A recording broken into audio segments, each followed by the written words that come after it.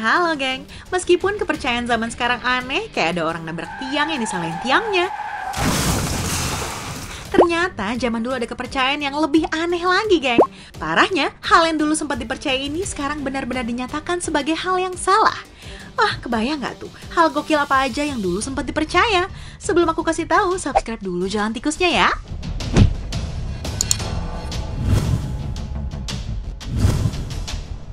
Hal gila paling gila yang dipercaya orang zaman dulu selama puluhan tahun adalah lobotomi merupakan solusi utama untuk penyakit gangguan jiwa.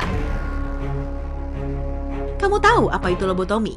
Lobotomi adalah operasi pembedahan otak untuk menyembuhkan penyakit gangguan jiwa yang marak dipraktikkan tahun 1935 hingga 1980-an. Prosedur bedah otak atau lobotomi dikembangkan oleh seorang psikiater bernama Walter Freeman.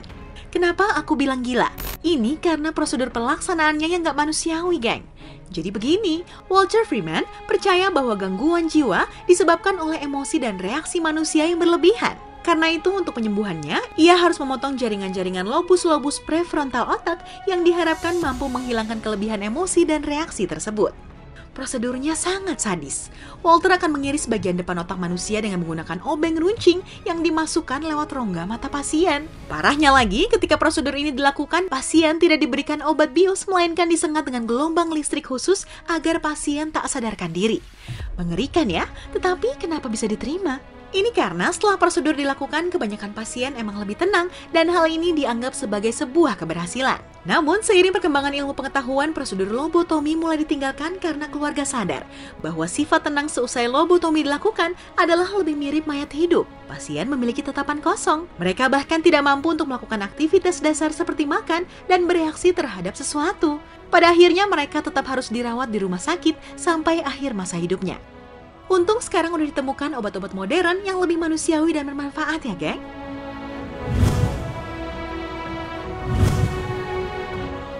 Di posisi berikutnya, ada hal yang jelas-jelas dihindari pada saat ini, yaitu merokok bagi ibu hamil. Kamu pasti heran kan, geng? Ya sama, aku juga. Ternyata alasannya sederhana loh, geng, yaitu untuk membantu ibu hamil menghindari sembelit atau susah buang air besar. Kalau zaman sekarang sih ibu hamil disarankan untuk makan makanan sehat dan berserat untuk menghindari sembelit. Tapi 50 tahun lalu, Alan F. Guttmacher mengizinkan ibu hamil merokok untuk memperlancar pencernaannya. Alan merupakan seorang dokter ahli kandungan asal Amerika. Pria kelahiran tahun 1898 ini mengatakan bahwa tidak ada alasan logis kenapa ibu hamil dilarang merokok. Menurutnya, jika memang wanita tersebut terbiasa merokok sejak sebelum masa hamilnya, maka wanita tersebut disarankan untuk tetap merokok selama masa hamil karena rokok dapat memperlancar buang air besar. Jangan ditiru ya, geng. Kamu bisa baca lebih banyak lagi hasil penelitian zaman sekarang tentang kenapa rokok itu berbahaya untuk ibu hamil. Yang udah baca, share komennya di sini ya.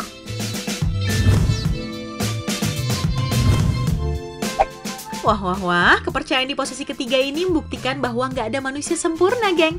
Adalah Frederick William Herschel. Astronom kelahiran Hanover, Jerman pada tahun 1738 ini membuat berbagai macam teleskop dengan berbekal ilmu pengetahuan matematika dan lensa yang dimilikinya. Teleskop temuannya tersebut digunakan kembali untuk mengamati benda-benda angkasa yang masih menjadi misteri pada masa itu.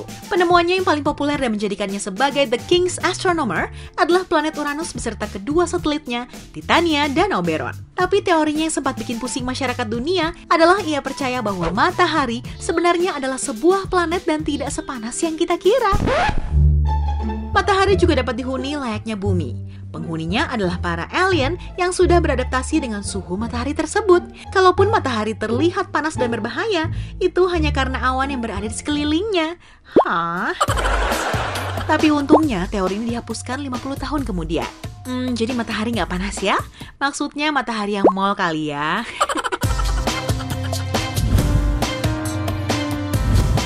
Siapa sih di sini yang nggak merasa terbantu dengan adanya ATM? Mau bayar apa aja jadi mudah karena nggak perlu antri di bank, bahkan menabung juga bisa dilakukan di mesin ATM pada saat ini. Tapi kamu tahu nggak, geng, bahwa di awal kemunculannya, ATM benar-benar dipandang sebelah mata dan pernah ditutup atau dinyatakan gagal.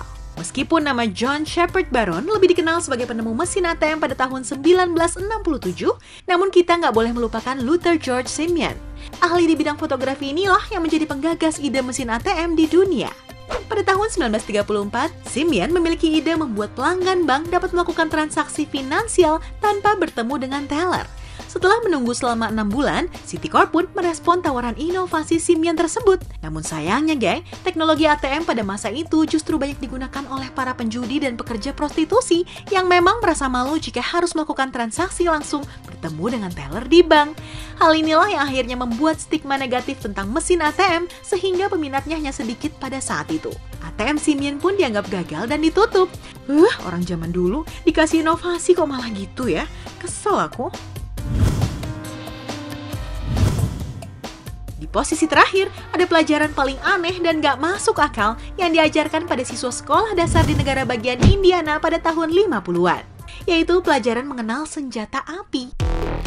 Ya ampun, lihat anak kecil main tembak-tembakan aja aku udah ngeri. Ternyata ini ada mata pelajaran sungguhannya di zaman dulu. Pada saat itu, pemerintah Indiana memang mengadakan kelas senjata api bagi siswa sekolah dasar. Tujuannya sih baik, untuk mengenalkan pada anak tentang penggunaan senjata api yang benar, supaya kelak mereka tidak menyalahgunakan senjata api yang mereka miliki. Namun ternyata membawa senjata api ke dalam ruangan kelas memang bukan merupakan ide yang bagus, geng. Pengadaan kelas ini akhirnya memakan korban jiwa akibat penggunaan senjata api yang gak disengaja oleh anak-anak tersebut. Semoga gak ada lagi pelajaran semacam ini ya, geng. Gokil-gokil ya, geng? Gak nyangka kan ternyata di dunia ini pernah terjadi hal-hal barusan. Tonton juga video rekomendasi tentang cara ngevlog dari awal mikir konsep sampai upload ke YouTube cuma pakai satu smartphone. Dan 4 bahan penghilang jerawat yang masih jadi perdebatan hingga saat ini persembahan Dr. Babe. Iya, jangan lupa kasih like dan subscribe-nya ya, geng.